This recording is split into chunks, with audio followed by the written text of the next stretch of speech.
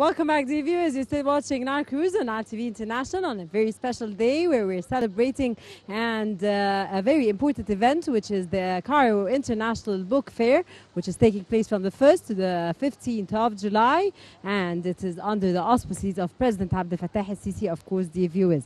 And in this segment, dear viewers, despite all the COVID-19 pandemic, the 52nd Cairo International Book Fair is finally taking place, bringing a smile to the faces of every single Egyptian here in Egypt that is interested in reading. And the event is taking in physical format with strict safety guidelines. The International Cairo Book Fair is the largest and oldest book fair in the Arab world, usually held in the last week of January of each year. However, due to the COVID-19 pandemic, this year's book fair was postponed until the 30th of June.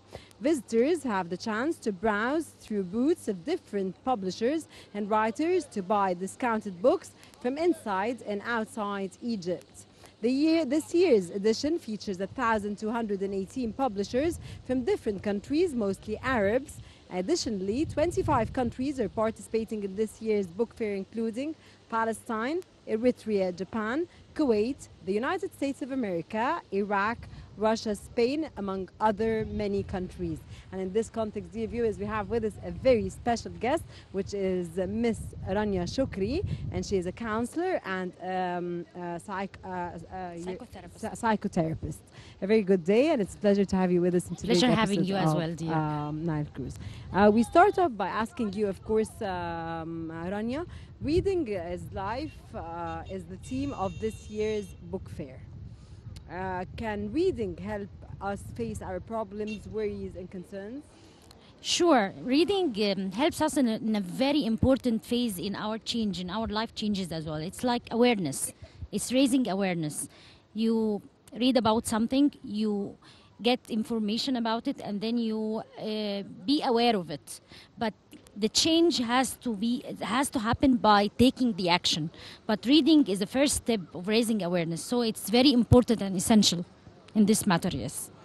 How can reading make us happier and more capable of facing the difficulties and the hurdles and challenges that faces in life? By reading and raising awareness, you know a lot about yourself, how you think, and why you do what you do. You know how to challenge these thoughts. By reading some like self-development books, you can read information about things that you didn't know that you cognitive errors that you have inside, like your thoughts. Why are you thinking like this? How to regulate your emotions. So reading help you and give you the information that's important for you to make the change that you want, and eventually that would make you happy. Okay, what are your most important observations about this year's edition of the book fair? I think it's more organized than the other. Its first year was in before the lockdown. It was in 2020, I guess, or 2019. It was organized as well, but this time it was much better, and I really liked it. And there is a lot of varieties in the books, and it's very, very organized this year. What are some of the cultural events that are held in line with the book fair? I'm sorry? What are some of the cultural events that are held in line with the book fair? Cultural events in the fair? I'm not fully aware of it. This is my first day in the fair, so I just walked around and bought some books, but I'm not really aware of what's happening as parallel cultural events. Okay, here we come to a very important question, which is your most recent book tackles life of women after separation and divorce, yeah, which is a very important topic nowadays because it takes place a lot, unfortunately. Why is this experience especially difficult in our Oriental and Arab society? Yeah, first, it's not only for women; it's for women and men. So it's breakups. You know, we have the highest rates of divorce in our society, in our country. So it's a very important topic to tackle. Yani, in my practice, I have lots is anger. This is when I realized that the breakup happened. So I'm starting being anger either on myself or on the other, person. And then we have it's we have depression, Denial. denial. And then there are 5 stages. Yes, They're the same denial. as death. Yes, the same then- as losing someone by death. Exactly the Okay, same. actually, yes. So it's denial, and the second one is bargaining. I'm sorry, bargaining is like, what if? What if I change? They want everything back as normal because they don't want to face the fact that they broke up. And then the third one is the anger, and Denial. then Denial denial, 'cause- bargaining, anger, depression. Grief.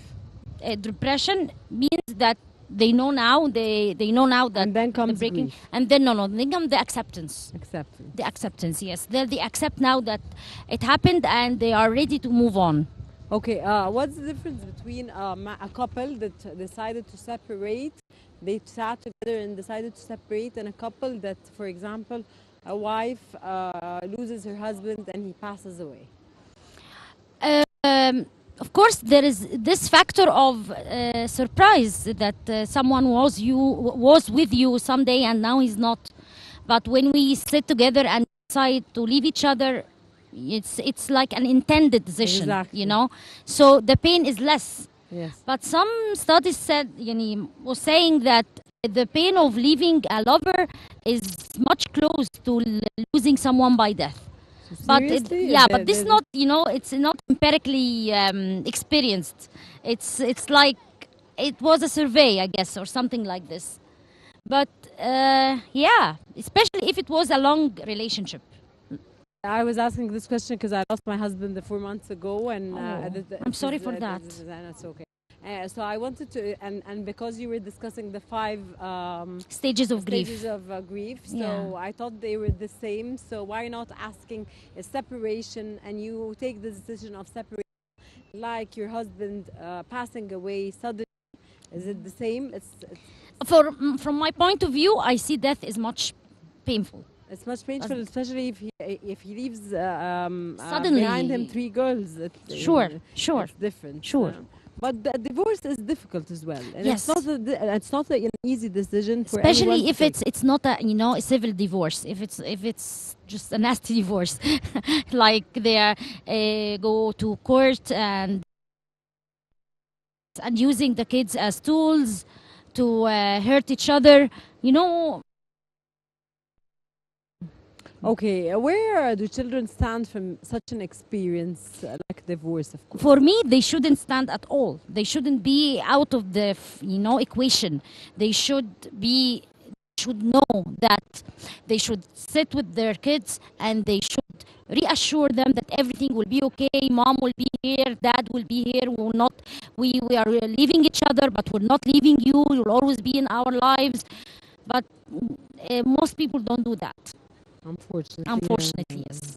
Okay, do children need special approach to face their new situation? Yes, sure. What type of Sure. approach they need? Like they need adjustment skills. They need to know that their dad maybe they're not will not be at home anymore, and that's okay. And we're gonna maybe visit him every week. They need to have structure. They need to know what they are expecting from this change, this major change in their lives, because children. They get, they lose their sense of stability and safety, security when the structure is interrupted. So they need to have predictable structure. They know how things is gonna be from now on. So they need to be talked to, and if they don't know how to talk to their children, they need to go to a counselor or someone who's a specialist who can tell them how to talk to their children. And if they refuse to go to counselors? Who refuse? The kids? Mm-hmm. No, we have, the counselors can come. There is a play therapy. there is a lot of kind of If they're therapy. not young, if they're 21, 15, 13, they're not young. They fully understand what's going around. If they are not young, then it's their call to see if they are coping, because not all people deal with grief the same way. Okay, so as a mother, I would think, oh my God, my son is suffering, or my daughter is suffering, and maybe she's just grieving in her own way, and it will go away after a while. So it's because like but it's different with children. Okay, Rania, what are the challenges that face women in this stage from your psychological point of view? In this stage as a woman, a lot of challenges actually. What are the It's challenges? the point of view. It's people judgment on forced women. I hate judgmental people. Yes. I don't like. I don't like to live in a community anymore that people judge you. Yes. If I find personally that I'll have to live in this community where I'm judged, then I don't want to live, and I don't want to stay with this people. But it's everywhere.